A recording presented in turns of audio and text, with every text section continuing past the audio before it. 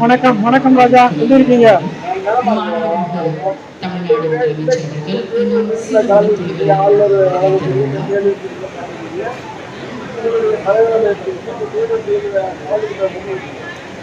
தேநீர் விழாவில் கலந்து கொண்ட மனநிலை என்னவென்றால், தியாகியினுடைய 100வது பிறந்த நாளில் கவர்னர் எப்பொழுதுமே அந்த குடும்பத்தையும் தியாகியினுடைய அந்த தியாக மனப்பானை உணர்ந்து அவர் அழைப்புதல், குடும்பத்தில் உள்ள ஒவ்வொருவருக்கும் அழைப்புதல் கொடுத்திருப்பார்.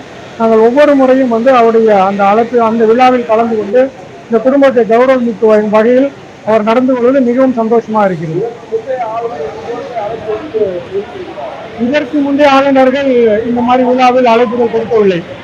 இருந்தாலும் கூட நம்முடைய மேதகு ஆளுநர் RN ரவி அவர்கள் கிட்டத்தட்ட 3 ஆண்டுகள் நம்முடைய குடும்பத்திற்கும் தியாகினுடைய பெருமையுடன் நடத்தி வருகிறார் என்பதை அறிய முடிகிறது.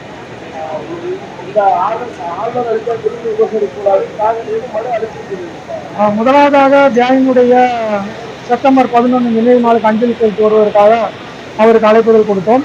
அது மட்டும் இல்லாமல் இந்த ஆண்டு 100வது பிறந்த நாள் இருப்பதால் அக்டோபர் 9க்கும் அழைப்புதல் கொடுத்திருக்கோம்.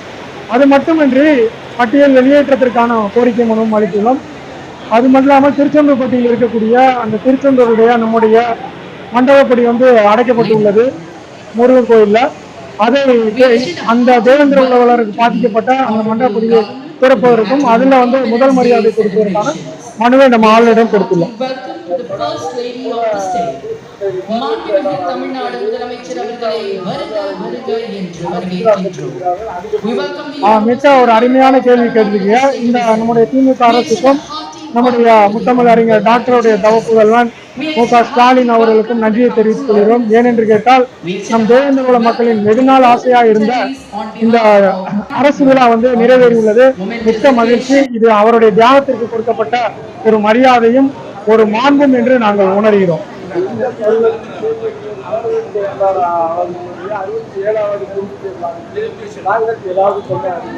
67வது குரு பூஜைக்கு அனைத்து கிராமங்களிலிருந்தும் நம்முடைய தேவேந்திர குல மக்கள் வர வேண்டும். அந்த வரக்கூடிய நடைமுறைகளை கடைபிடிக்க வேண்டும். அரசு வழிவகுத்த நடைமுறைகளை கடைபிடிக்க வேண்டும். உங்கள் மது குடிக்காம வர வேண்டும். ஒருவேளை உங்களுக்கு சொந்த வாகனம் இல்லை என்றால் உங்கள் அருகில் இருக்கக்கூடிய பஸ் டெப்போவுக்கு சென்று நீங்கள் எழுதி கொடுத்து அங்கிருந்து நீங்கள் பஸ் வாகனங்கள் மூலம் பரமக்குடியிலிருந்து உங்களுடைய ஊருக்கு செல்லும் வசதி இந்த அரசு ஏற்படுத்தி உள்ளது.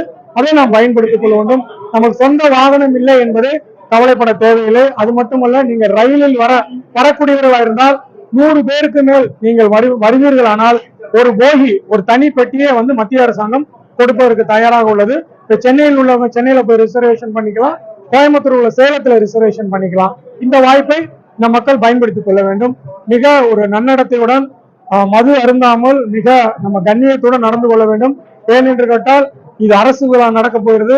இந்த அரசு விழாவுக்கு நாம் மரியாதை கொடுக்க வேண்டும் என்பதுதான் என்னுடைய ஆசை. அரசு அளித்துள்ள அந்த மணிமண்டபம் 3 கோடி ரூபாய்க்கான மணிமண்டபம் கட்டுமான பணி தற்போது 3 கோடி ரூபாய்க்கு கொடுக்கப்பட்டுள்ள கட்டுமான பணி முன்னேற்றத்தில் உள்ளது. மிக தரமான முறையில அந்த கட்டிடம் நடைபெறுகிறது. நாம் 15 நாளுக்கு ஒரு முறை அந்த கட்டிடத்தை நாம் ஆய்வு செய்கிறோம். அது மட்டுமல்ல, இந்த மணிமண்டபம் கட்டி முடிப்பதற்கு 18 மாச காலம் அவகாசம் கொடுத்துள்ளார்கள். அதனால் மிக பொறுமையாக அந்த கட்டிடத்துக்கான எல்லாத்தையும் அந்த பொறியாளர்கள் ரொம்ப நேர்த்தியாக செய்து வருகிறார்கள். நன்றி நன்றி. இதுவரை சீரும் சிறப்புமாக நடைபெற்ற தேசிய தலைவர் இமானுவேல் அவர்களுடைய குருபூஜையை தொடர்ந்து தற்போது அரசு அளித்துள்ள அரசு விழா இது எதுக்கு முதலிடம் பெறுவது என்ற ஒரு மனநிலையில் மக்கள் உள்ளார்கள். அதை சற்று நீங்கள் தெளிவுபடுத்த. நன்றி. நல்ல அருமையான கேள்வி. மக்கள் நல்ல நிலைமையில தான் உள்ளார்கள். ஒரு சிலர் தங்களுடைய நோக்கத்திற்கு சுய லாபத்திற்காக ஏதாவது ஒரு விழாவிற்கு வருகை புரிய வேண்டும் என்று கூறுகிறார்கள். அதுவல்ல. நம் தேவேந்திர குல வேளாளர் சமூகத்திற்கு 2 அரசு விழாக்கள் கிடைத்துள்ளன.